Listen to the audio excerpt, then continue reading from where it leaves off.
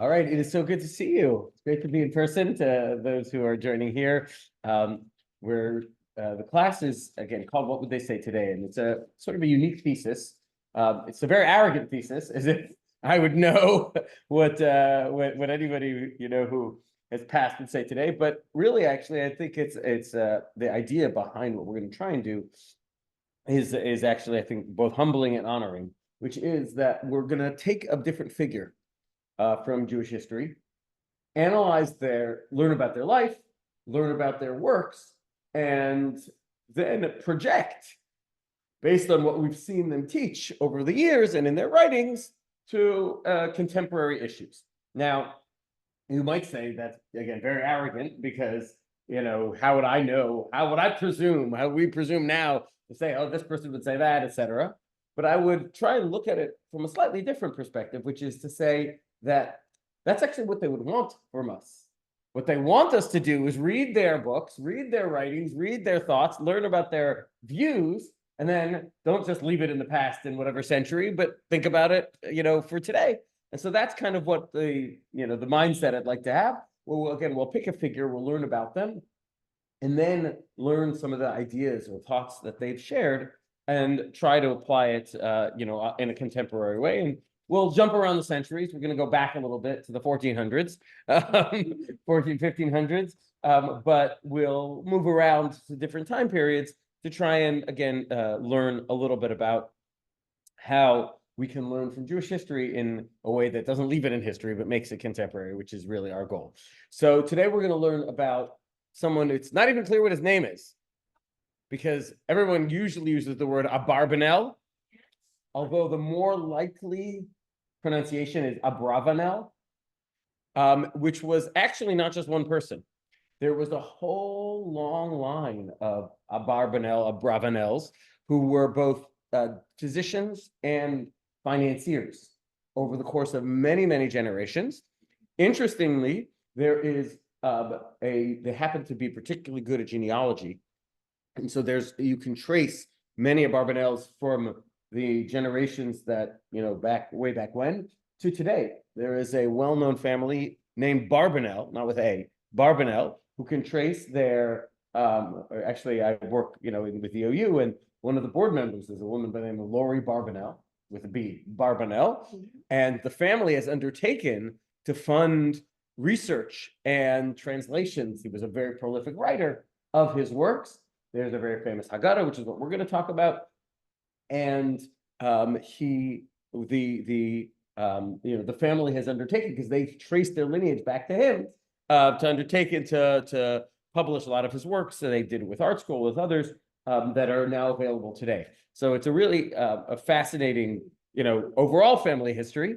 But we'll talk a little bit about Don Yitzchak Abarbanel, Don Isaac Abarbanel, who had one of the most stormy, I would say, and incredible career. There's a variety of different biographies that are written about him, and we'll try to amalgamate it for a couple. But also, he plays a very powerful, important role in what I call intellectual Spanish Jewish history, not just Spanish, but Spanish and Portuguese, which we'll get to. So he plays that role because of two really interesting things, really three. The first is that he had, and again, we'll get to his biography in a moment, he had a fascinating, it's a word that I just recently learned, exegetical style. Exegesis meaning the way he would explain the Torah, where he, in a variety of different ways, he was actually a philosopher and a poet, and we're actually going to look at his poetry, not just his regular writings. Great to see you, hello. But he had very much the mind of an educator, the mind of a teacher. And I think we're gonna suggest why that is in a little bit. But he really, again, had the mind of a teacher and a scholar, so that when he wrote his books, he wrote them in a way not just simply to share ideas, but with a way of people try to understand. Which is why in his commentary on Tanakh, he actually wrote it in a question and answer format. He would, in many of the books, depending on which of them, he would actually list 15 questions about the whole story, the whole area, the whole narrative. And then he would go through verse by verse of the psukim inserting the answers to his questions. So he absolutely had, again, the mind of an educator. And that was a really unique aspect, which basically was almost unique to him and his school of thought, not necessarily paralleled by the contemporary scholars like Rambam, Ramban, Rimigash, many of the other contemporary scholars at his time did not write that way at all. Did not write that way at all. He, in many ways, even though his ideas are very deep, he's the easiest to follow because he wrote in such a clear and organized, concise fashion. The Rambam is sort of a little bit, similar, where the Rambam wrote in a very organized book, 14 volumes of like everything around the Torah, but not in this way of if you're a student trying to understand a text. So we're going to have a thesis why that is in a bit. But that was one very important role that he had in intellectual Jewish history. The other point is the way he was very connected to beautiful language. He wrote an incredibly powerful and beautiful Hebrew, and he felt the grammar and careful use of language and bringing his encyclopedic knowledge of Tanakh was a really important thing. So he brought a lot of Tanakh into all of his writings, his philosophical, his explanatory writings. He brought in a lot of that. And the other really point that we're going to harp on, even though it's definitely, I would say, not the main point, which is he is the first author of a known printed Haggadah, like a commentary on the Haggadah. It's called Zevach Pesach, and we're going to spend some time talking about it. And there is a whole intellectual history of Haggadahs, which we'll mention in a bit. But the concept that we have now, where you have bookshelves upon bookshelves of Haggadahs, where everybody who has an idea somehow, makes it the Haggadah, the vegan Haggadah, whatever, that, where a commentary where you take, it's interesting, it got such to the point where you have the atheist Haggadah, you have Haggadahs of all sorts, started with him. There was, he wasn't the first to have Haggadahs, there were Haggadahs from way, way back when, but he felt that was an important trend, and the concept of having Haggadah and then adding your commentary, the Haggadah, actually started with him. He called it Zevach Pesach, which we'll spend time on. But let's learn a little bit about the story of the Abarbanel. He's known as the Abarbanel, Don Yitzchak, Don Isaac Abarbanel, or Abravanel, different pronunciations, who had just, again, the most stormy and interesting life, with a lot of tragedy, unfortunately, and different times. Again, living in the end of the 1400s in Spain, if you think about that, was something that was a big part of it. But his story starts earlier. He actually was. I once said, they said he was a child progeny, in which case most of us are child progeny. Oh. No, he was a child prodigy. He was a brilliant student from a very young age. He was born into a wealthy and learned family. Back in those days, and for much of history, learning had a lot to do with money. The average family in many, for much of, I would call it agricultural history, but definitely the Middle Ages, in order to do anything other than work the land and just get food, you had to be a nobleman, you had to be a person of privilege. There wasn't even the sense of like urban cities, which, we say the majority of most of the population in the world now lives in a city as opposed to a rural that, there wasn't manufacturing, there wasn't business there, so there were obviously very important, powerful cities, but they, if you were going to be a scholar, you generally were not going to come from, you need to, the idea of studying and spending a lot of time studying was something that was usually only applied to the privileged. This is, by the way, even more pronounced in the Christian world. In the Christian world, the priest class and the noble class were the ones, and often everybody else was illiterate. The only people who even knew how to read were often could spend the time, were often the clergy and the intelligentsia and the upper classes. Jews were different. We're part of why we're called the people of the book is because learning was such a huge value that even people who couldn't afford it and didn't have that background were, and there is, just as a side point, the growth of publishing in many ways after the printing press and subsequent the concept of copyrights and all that stuff can generally be traced very much to the Jews. And the reason for that is because the non-Jewish printers knew that the Jews would be their best customers, even if there was, because the Jews cared so much about books and scholarship and study that that's why the first Talmud was printed by a non-Jew. And the books of the Rambam and many others were printed by non-Jews who had these printing presses, but they knew they'd have a huge customer base if they would print Jewish books, that because of that Jewish value of learning. Yeah.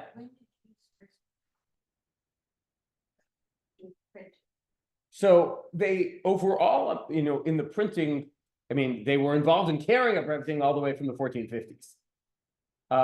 Jews in printing houses, we see that a little bit more. Again, I'm not 100% sure, but probably as late as 1800s in Europe. In the Orient, not as much. But it was, they were definitely following the advent of more advanced printing practices. And then you had, huge worlds of what they call the Bachar HaZetzer. The Bachar HaZetzer was the boy who sits. What does that mean, the boy who sits? Because printing, even as it evolved slowly and required tremendous amount of time typesetting. So part of what you needed when you wrote a book was to truly trust your typesetter. That what you wrote in your chicken scratch on your manuscript would actually be translated and brought into a accurate version. And many times there were lots of mistakes. And there's there's vernacular, the Bachar HaZetzer, where you'd read something and it kind of doesn't make sense. The Bachar HaZetzer, the boy who was sitting typesetting, probably missed a letter here or a letter there, and that's why it's different. So you had, the concept of what's called Girsa'ot, lots of versions and manuscripts as this whole study because of the primitive nature of printing for, a lot of Jewish history. But Don Isaac Abarbanel, again, he was born in the, not 100% clear, but he was born in the late 1400s. And his father was Don Yehuda Abarbanel, also a significant figure. And this isn't exactly appropriate, but often there's this term you've heard of, court Jew. The court Jew was that Jews generally, irrelevant of the whole question of money lending, generally was seen as very astute financiers. And many times the finance minister of whatever king it was in whatever country was a very prominent Jew, and that was his father. So the king of Portugal at that time was Alfonso V, and Alfonso V had his court Jew was Judah Abarbanel, or don't you? And that gave his father a significant amount of privilege, and he was able to give a very robust education to his son Isaac,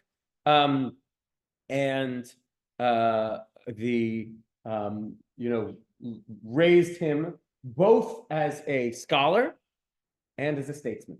So he learned statecraft from home, and he himself rose to be a finance minister for that same King Alfonso. Now, Alfonso had a expansionist time, and he, if you think about the geography, Portugal is not far from Morocco, and there's lots of, over the history, the Almohads did it differently, but over history, lots of back and forth skirmishes. And so there was a time where Alfonso captured part of Morocco.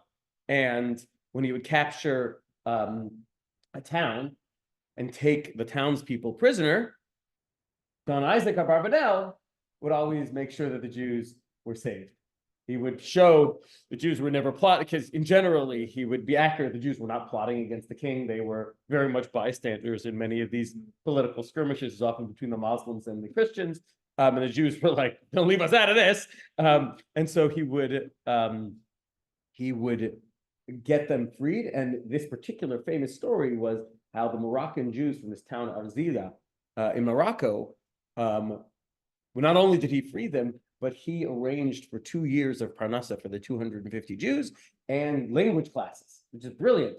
He realized that they're coming to a new country. They were brought as prisoners, so they had no money, but they needed a means to support themselves. So he would, was very focused. And so again, I haven't seen this, part of my thesis about why he wrote in such a clear way is because a big part of his personality was the care for his brethren. And so he says, I'm not going to write some highfalutin, although his ideas were very, very deep and very philosophical, and what we'll potentially see today is actually a very, very esoteric, very hard to understand work. But he very much felt a man of the people. And because of that, I think his writing style also was going to be that, appropriate to what he believed the people would actually gain from, as opposed to just putting his thoughts on paper. His fortunes, unfortunately, changed with the death of Alfonso. So Alfonso V died, and as many times happened, so now King João, I don't know exactly, Jaoa, with a bunch of things. I don't know how to pronounce things in Portuguese, but I asked Linda, who actually does speak Portuguese, and she said João. Or I don't know, I couldn't exact some like one syllable with a J in there and something. But it's a common Portuguese name. It's the Portuguese version of Juan.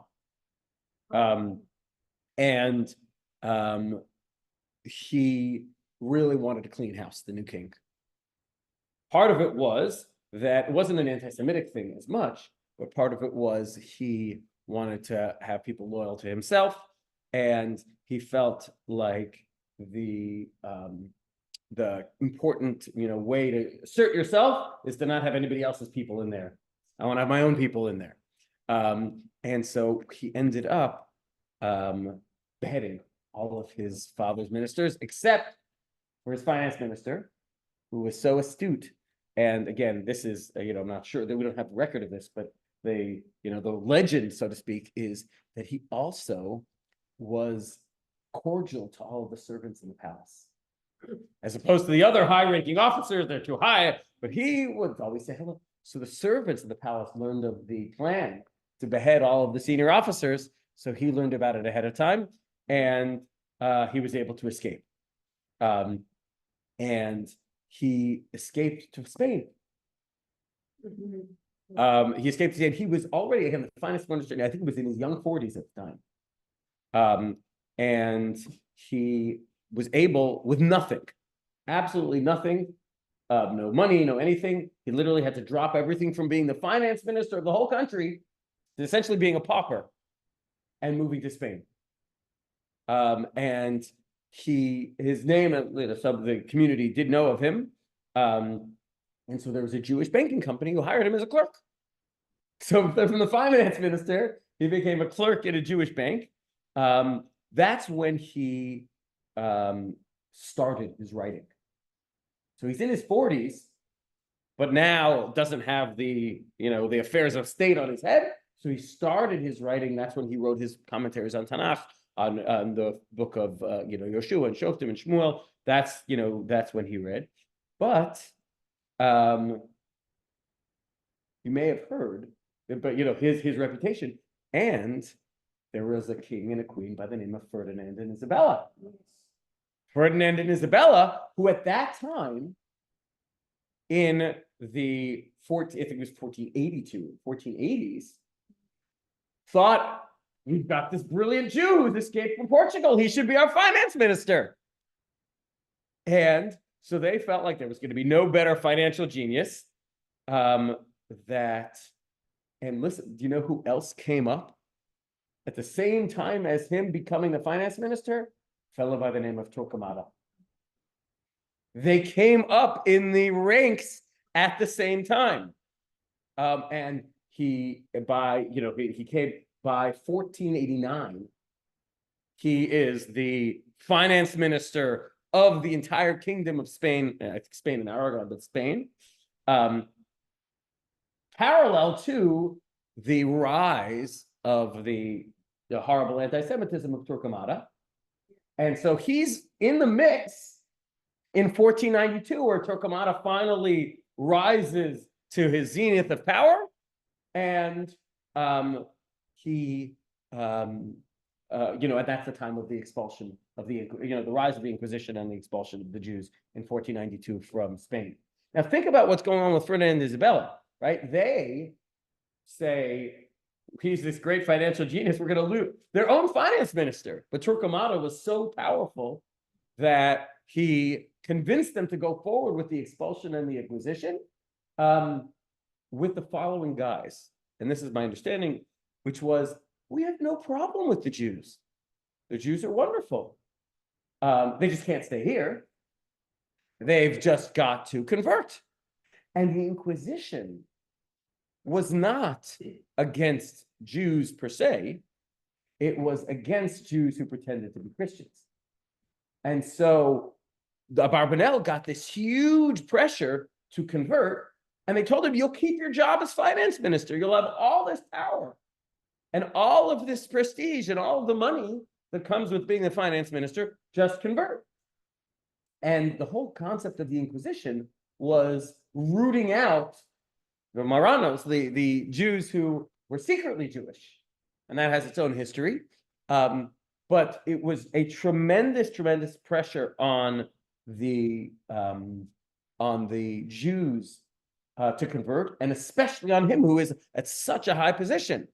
He, of course, does not accede to the pressure and is standing in front of the line, in front of the hordes of, the multitude of Jews who, wouldn't you know it, on Tisha B'Av, on the 9th of Av, 1492, July 30th of that year, he's walking in the front in the march with everybody to leave Spain.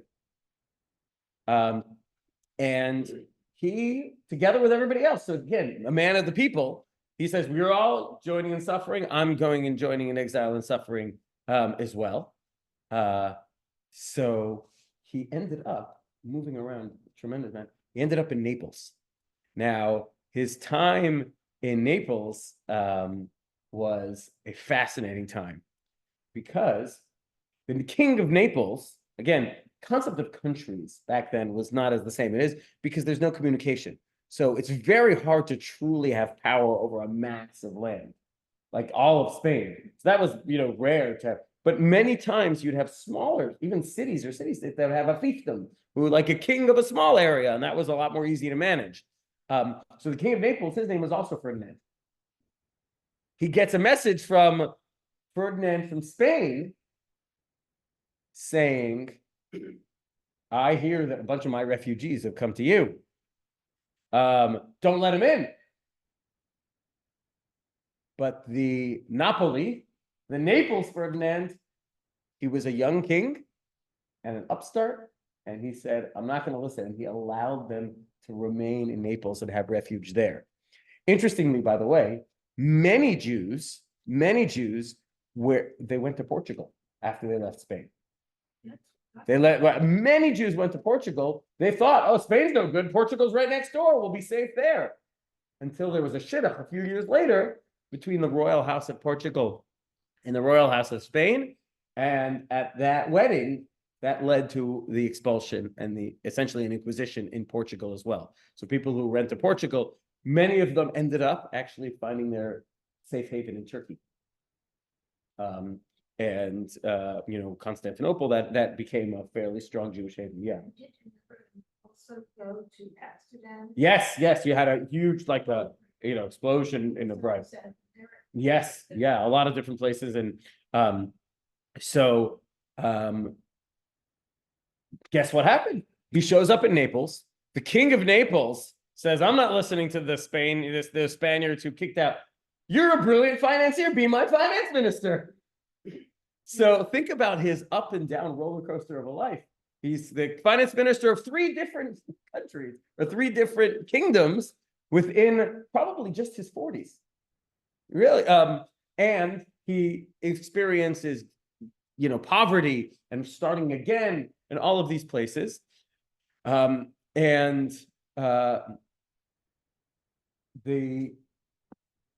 ball turned down again because in 1494, where the king actually there was the next king, but in 1494, France overran Naples And the king ran to exile in Sicily, which again, Naples and Sicily seem to us as the same country, but not then. And he ended up actually spending the best part of his time in Corfu, which is a Mediterranean island. But he had no money whatsoever. So think about up and down and up and down. He ended up actually coming back to Naples. He became a noble actually in Venice, and he actually died. He spent the rest of his years mostly in Venice, kind of picking up the pieces. He was mourned even by the non-Jews. When he died, he was seen as, the corpus of his work as a philosopher and as a statesman was well known to all. And he ended up actually getting a state funeral, and he was buried actually in Padua. But the community did appreciate him pretty much everywhere he went on all those stops. Yeah. Yes, he was married. He had children. He lost. He actually, in at least 2 of the expulsions, lost immediate family members. But the Abarbanel line continued. The Abarbanel with his children and grandchildren. None of them really. Some of them were authors, but none of them were really statesmen like he was. But they sort of the prominent line did continue in a very powerful way. So when I was a teenager, I had a friend and her name was Rita Rabbi. He told me she was. Yeah, it's a descendant. Yeah. No, the family does have a lot of tentacles into today. But I wanted to just going through this. I wanted to focus on Haggadahs, even though it's not Pesach time. It's scary. You say, "Oh my gosh, getting ready for Pesach." We've got Yom Tov into Shavuos. But I wanted to talk a little bit about Haggadahs because they have a really important part of Jewish history.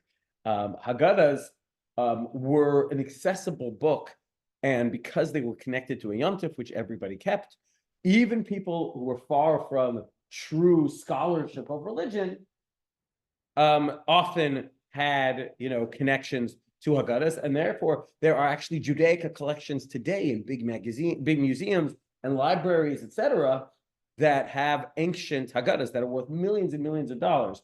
They often were called illuminated Haggadahs because they had different pictures. I think somebody was telling me about how they had was it the Boys Town? There's an orphanage in Israel that they as like a fundraiser, they sent out these restored Haggadahs.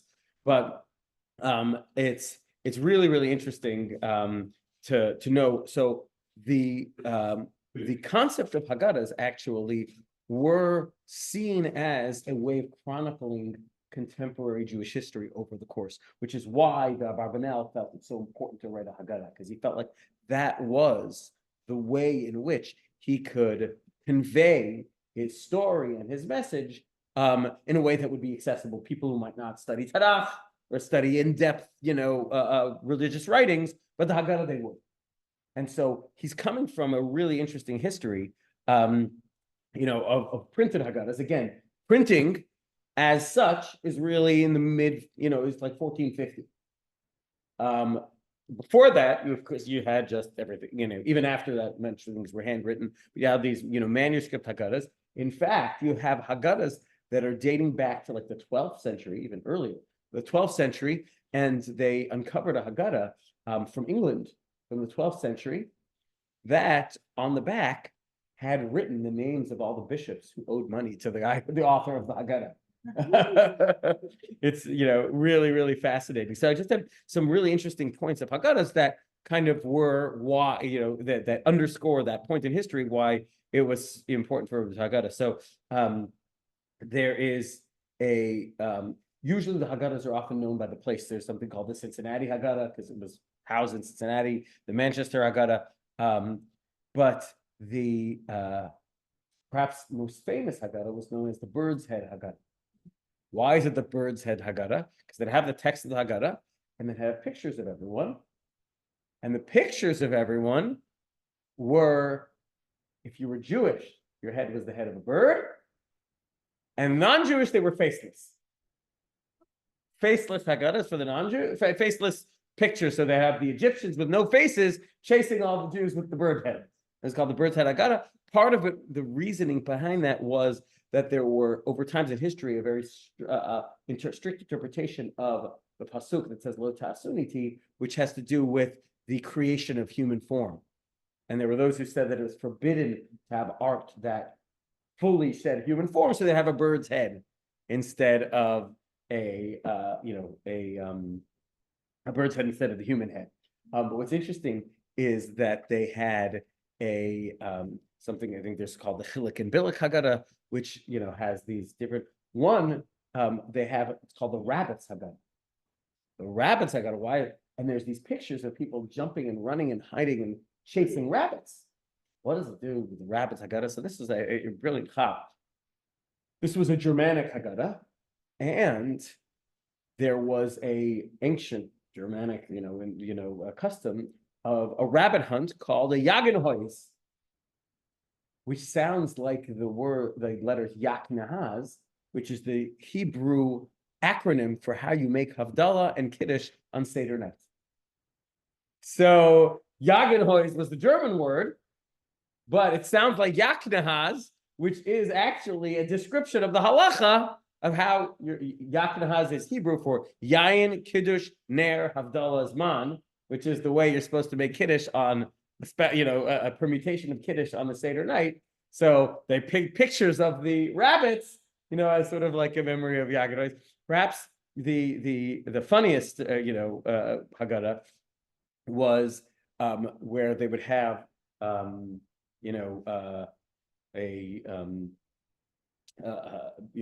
pictures surrounding the morrow, and they actually had like speech bubbles where there was the husband and wife each claiming each other were the morrow, and you're the morrow, and you're the morrow, pointing at the morrow.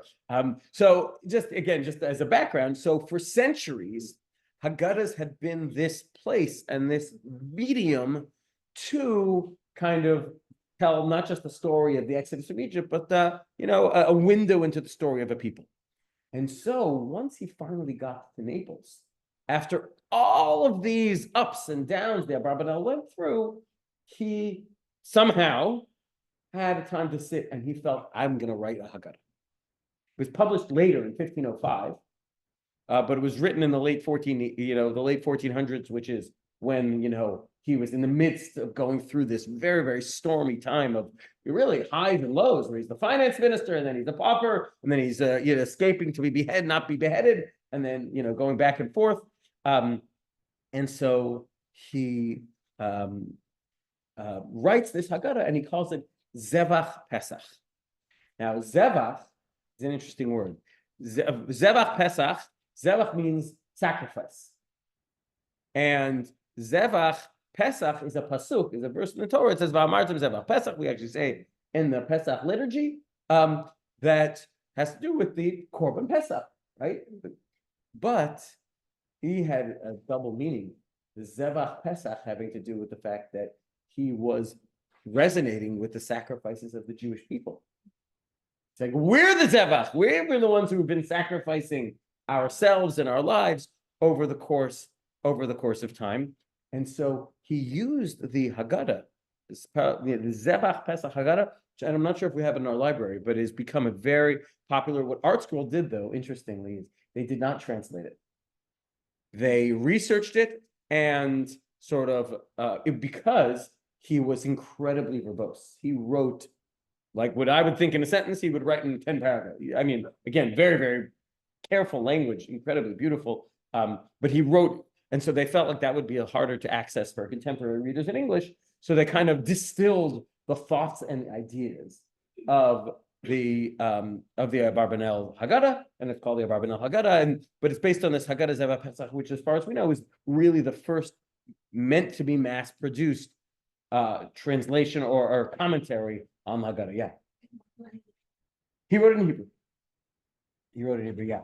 When you say he wrote the Haggadah, aren't the Haggadahs generally the same? Do you mean the commentary? The commentary, exactly. The commentary on Haggadah, exactly. So he's the first sort of Haggadah with a gloss which has become, based on him, a very, so I'm gonna pass out the Hebrew. Don't worry, you don't have to know Hebrew, yeah, but I'll pass it out. The interesting piece is, we have a couple of, I'll go through a couple of the footnotes, but I wanted to just explain his basic thesis of the Haggadah, because that's what I think is gonna answer the question of the Shir, which is, what would they say today? Now, in many ways, the Zebach Pesach Haggadah is a brilliant work, and in many parts of it is a very powerful and often hope-driven commentary on the Haggadah. However, the essay in its introduction is what we have here, and it is an essay for the ages, and I think is a really instructive, and it is horrible, not horribly written, beautifully written, but it is depressing. It is, a couple of examples you'll see in the footnotes, where he writes it. Literally, you can, feel like he's writing it with anger and tears and incredible difficulty, because he basically says, in the Haggadah story, we see our story. I can resonate. So, for example, we'll translate a little bit here. He writes, Ki min urani, here, what does he say? Zevach Pesach, Haggadah shel Pesach, Divrei Yitzchak ben Hasar Hadon Yehuda Abarbanel. The words of Isaac, the son of the minister, that's how he referred to his father, the minister, Don Yehuda Abarbanel, that was his father. Min urai, from my youngest age, Gedalani ha'osher v'ha'kavod. Actually, much of this is in rhyme, which is even more impressive, but it's essentially an essay as a poem. He says, in my youngest age, I was raised with honor and wealth. Exactly, privilege. Nachalat avot, which came as an inheritance from my forefathers. Right? It was the height of power with the kings. Yoatzei Eretz, the advisors to the leaders of the land. Bechatzreim and midotam, in the courtyards, in the courts of the kings. Hayiti karov eleim, I was close to them. And that's where I get my words from. But now I am within my people. Hosafti al asher hayal lefanai Torah gdola, avadim ushpachot. I had access to great Torah. I had servants. I had maidservants. I had a house open to guests that everyone would come and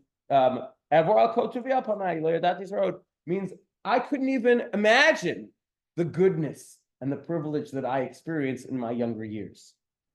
And then he says, Ki radaf oyev nafshi. But a king then attacked me, chased me out. Melech Aritz Uvutzabetza Melech Portugal. The king of Portugal had this horrible thing against me. And as we see here, the reference here to Juar of Portugal, the kingdom accused Don Yitzchak Abarbanel of intending to rebel against the king. And that's the story. That was when the new king came, Alfonso's son, Juan, came, and he basically said, all of the officers from my father's time are going to rebel against me. So he beheaded them all except him. He heard about, and Don Isaac Abarbanel escaped to Castile and then Toledo. Later, at the end of the 15th century, this same king exiled 2,000 Jewish children from the age of 2 to 10 years old from his country to the island of Sao Tome and Principe off the coast of Guinea, sent them off to Africa. After only about a year, about 600 of them survived. So he was a horrible, horrible, cruel king. This is the king of Portugal. So he says, he sent me away. The place where my fathers were buried. It was like the angel of death made me drop and forsake all of my inheritance. I moved around. I was a nomad, like a sipor, like a bird flying from place to place. Then Batya Malchut Castilia. And then I once again, Yashvu Kisalo Mishpat, Lebeit David, Me'olam Hashem, I became once again liberated. And he documents throughout this poem, again, his rise and his fall. And he talks about all of these back and forth. And then he describes if you look at the fourth paragraph, they said they used to have this term Jerusalem of Spain because there was such a vibrant Jewish life for so many years in Spain before the Inquisition. And then it was like they got thrown out. And here look at footnote 2. His intention here is the expulsion of Spain. From his place of residence, Castile, Don Yitzhak Rabanel was called to serve in the court of the King of Spain, Fernando of Aragon and his wife, Queen Isabella. He served 8 years the kingdom minister of finance until, of course, 1492, the expulsion from Spain. There he moved to Naples, and he was there that Queen's minister of finance we talked about. And it was very much a back and forth overall. And so again, well, it's a very powerful read. But he basically, when writing the introduction, this essay introducing the Haggadah, he raises the point of, again, resonating between what's going on in his life and the Exodus, or I should say, the slavery in Egypt. And he essentially says, I don't get it. How are we supposed to have Pesach, which is the holiday of freedom? Have you seen my life? Have you seen my life? We're supposed to celebrate redemption. My life has been nothing but exile. Now, as you'll see, he kind of turns things around. But I think here, again, man of the people, he's channeling the questions that his community has, right? We're people who cannot say, now this is B'nai Chorin. They don't feel like B'nai Chorin. In his own life, within a decade plus, he's moved to 5 different countries and had to escape and run away from all of them. None of them by choice. So, what the sense of, again, deep, hopelessness and despair that is very much the Ventencham, right? The mindset of his fellow Jews following all of these expulsions, especially the Spanish Inquisition, which was this wholesale, everybody drop everything and get out of here or become Christian. And interesting, he also wrote at that time a commentary on the book of Daniel, which also explores these themes of exile. But in this idea where he says, what do we do? How can we say that we're, again, B'nai Chorin? So he has 3 interesting points that he says here. The first is he actually describes certain halachic issues. For example, when they were trekking, knowing exile, he permitted them, even during the 3 weeks, to play music. During the 3 weeks. To have music during the 3 weeks, because he said that just making sure you still have a positive morale is incredibly important. So even during the 3 weeks, he felt like it was a mitzvah to raise the spirits of his fellow Jews. And that he felt was incredibly important. But the other point he said is that the exodus from Egypt fundamentally changed who we are. And this, he says, no matter what happens, and the Maharal expresses it the same way. But his second answer, which is what he then uses to launch into the Haggadah, is that when we were slaves in Egypt, we didn't have a sense of self. When we got freed by God from Egypt and then got the Torah, we became, he says, inherently free. No matter what any particular trials and tribulations happen in a particular generation. As a chance, we are inherently free. The way the Maharal says this is he uses the term b'mikreh and be'etzem. B'mikreh means through occurrences, and be'etzem means in your bones, right? Inherently. He says Jews are inherently free, even if at some times they have restrictions on where they can do and where they can go and what they can do because we got out of Egypt. So he says that's the message of the Haggadah, that we have to have that positivity of spirit, even though we don't feel like B'nai Chorin, we have the ability to see ourselves inherently as free. And that goes to the third point. It says, as long as you can say the Haggadah, you have an element of freedom. As long as you can connect yourself to a history that got out of Egypt, even in the most dire circumstances like what he was going through, that expresses itself as an element of freedom. You have that element of freedom. If you can sit here at this table, even though all the horrible things going on, you are then free. And so that was his answer. And again, coming from the Abarbanel to his people, I can imagine it resonated because he wasn't sitting, on some ivory tower. He was living it with them. And you could argue had great losses in ways that, was really from the peaks to the valleys. So that was a really big part of their Abarbanel. And interestingly,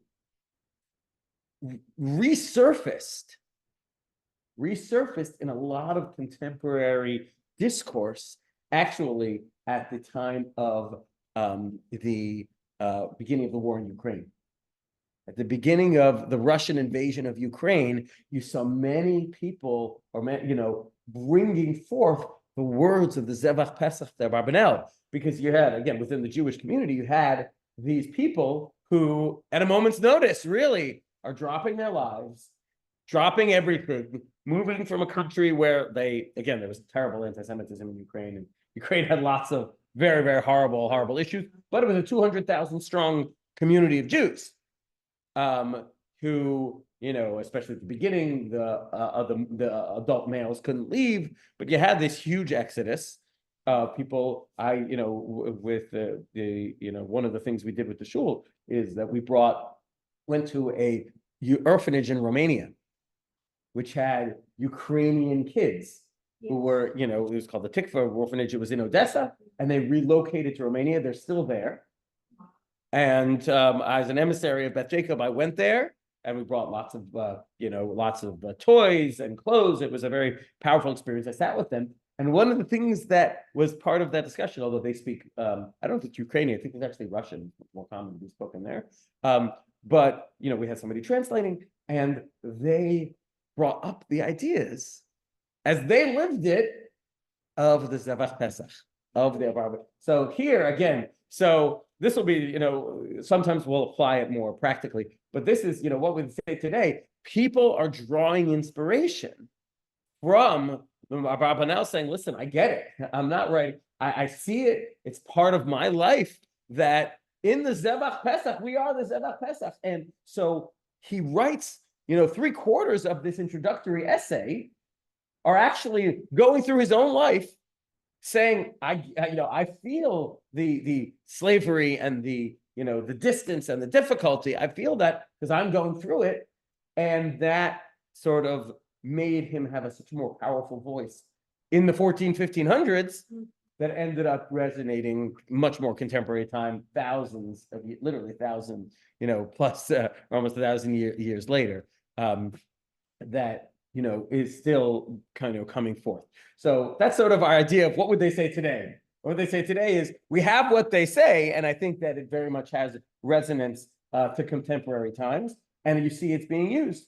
And so I think the story and the life of the Abarbanel, his writings, again, we didn't go as in depth into all the details of his writing, but he was an incredibly prolific author that has ideas that survived him, by many centuries. And the concept of his hope within despair is saying, I'm not Pollyannish. I see the despair because I'm living the despair. And somehow still having that approach of the Haggadah, saying, we get to that point of the Shira, we get to that point of the song of Hallel, which many people around him and many people in many subsequent generations, you can think about the Holocaust and the pogroms and the Crusades, all this time, Crusades before, but you would think about all these people saying, I'm not singing, I'm singing Avadim Hayinu, but I'm not necessarily singing, Baruch, the songs of Hallel, because I don't feel it.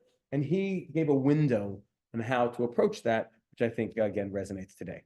All right, so It is so